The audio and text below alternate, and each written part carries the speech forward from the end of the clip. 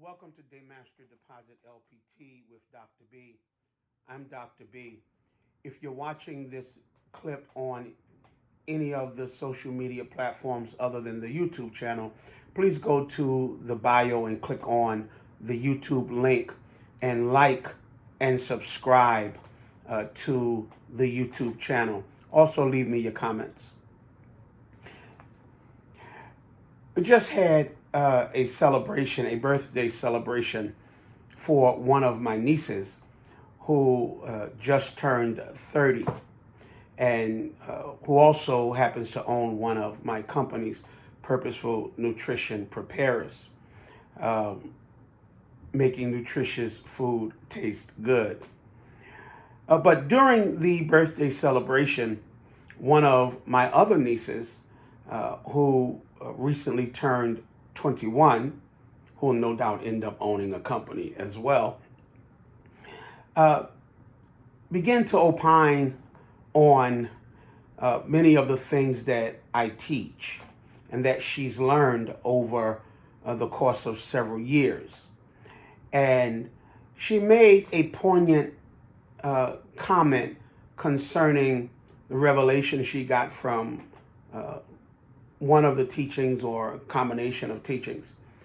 And what she said was, and she was talking to a pretty large group of us, and she said, one of the things I realized is that when I was only hanging around broken people, I was broken.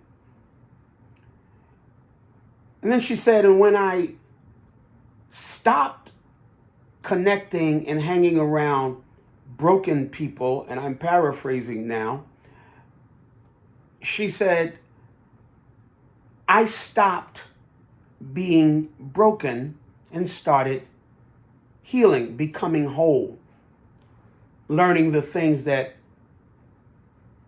I wanted to do in life and beginning to move forward and not just doing things that other people wanted me to do and listening to people who had not accomplished or achieved the things that I aspired to.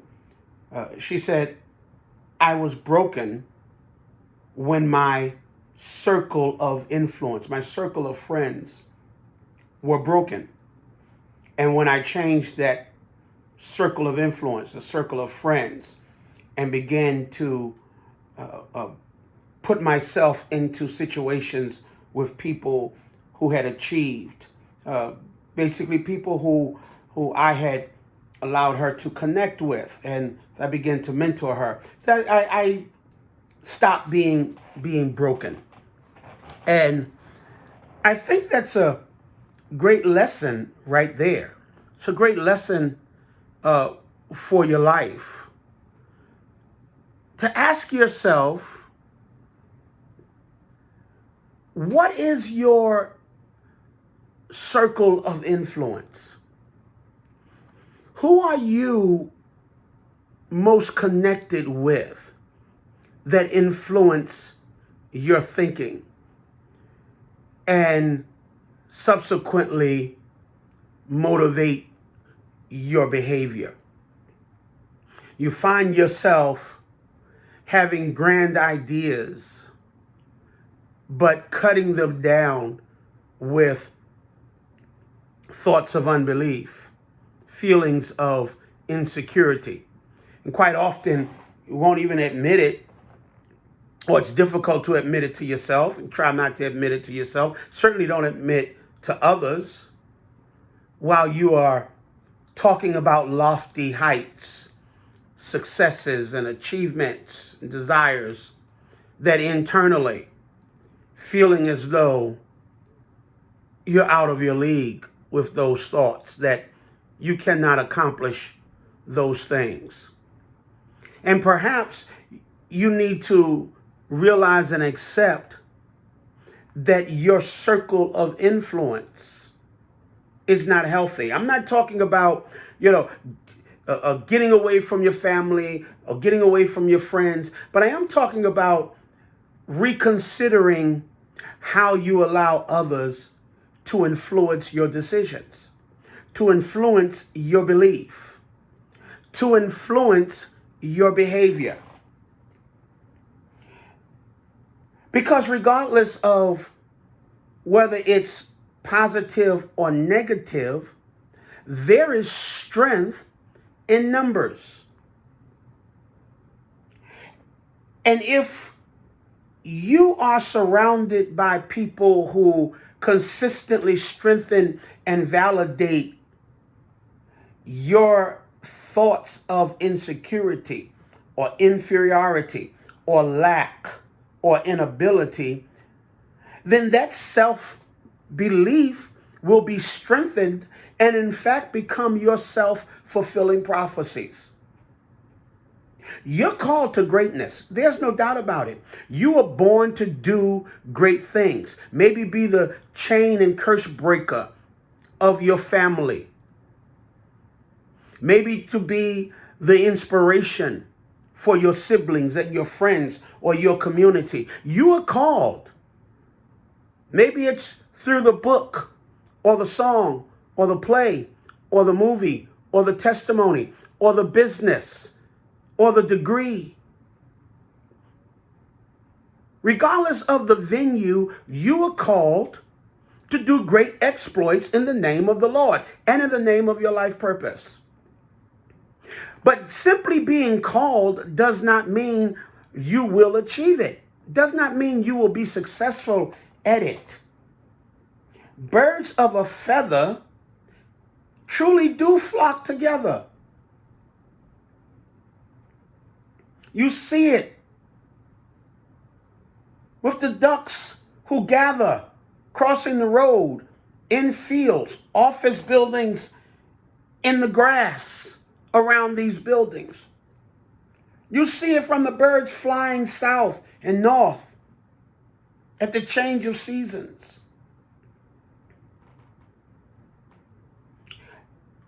And I want to encourage you to be circumspect about your circle of influence. You are expecting to be motivated, prompted, prodded, pushed, and encouraged to be successful by those who are not successful. You are hoping that people who are living in confusion and turmoil somehow or another can teach you or encourage you to learn how to live in peace. People who are broke, how can they teach you how to stop living a life of insufficiency?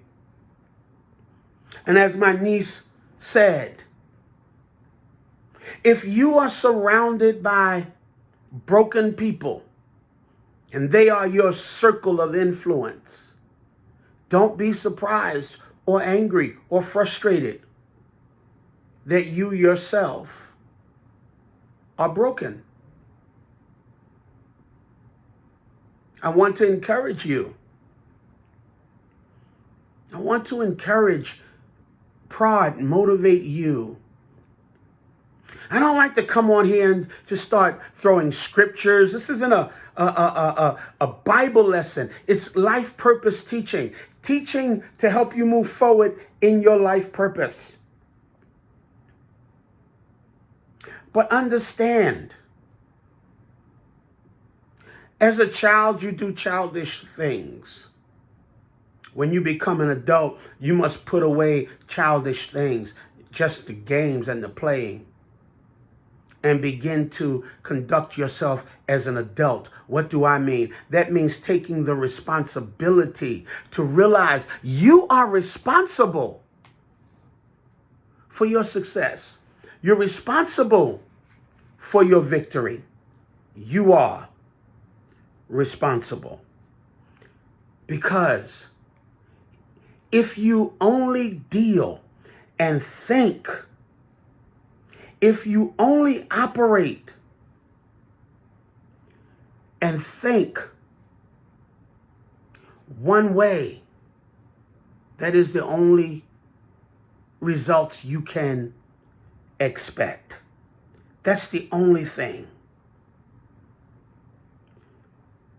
Paul tells us in Romans that if you mind the things of the flesh, the carnal only, the negative only,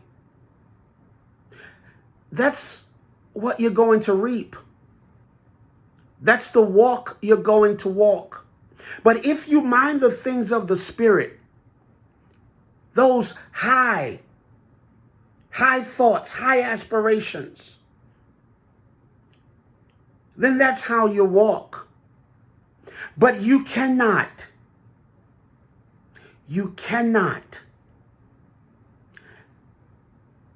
hold on to high aspirations. You cannot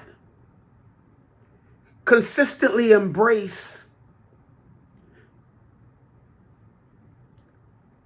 desires and expectations for victory and success and peace and good relationships and prosperity if you're surrounded by people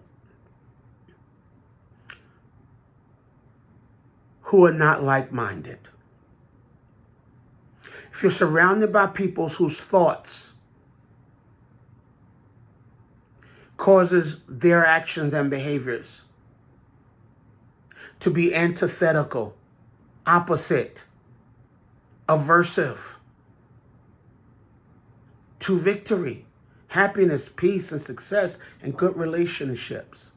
If you find yourself that everyone you're around, everybody talking around you are filled with negative conversations, conflict, then reconsider your circle of influence and begin to connect yourself with those who walk after the Spirit, those high ideals, the ideals sent into your mind's heart from God. You must make a conscious decision, not based on what somebody else wants for your life or what someone else is thinking. You must make a conscious decision to flock with those going in the direction you desire, or connect with those who have already achieved the things in life and in the Spirit that you seek to achieve. I want you to fly. I want you to soar. But don't get yourself connected with birds who can't fly. You're flocking with ground dwellers, and you're called to soar way above. Because birds of a feather do flock together. Like-minded people find themselves together. Go master the day. Remember to be awesome. We are forever reaching beyond.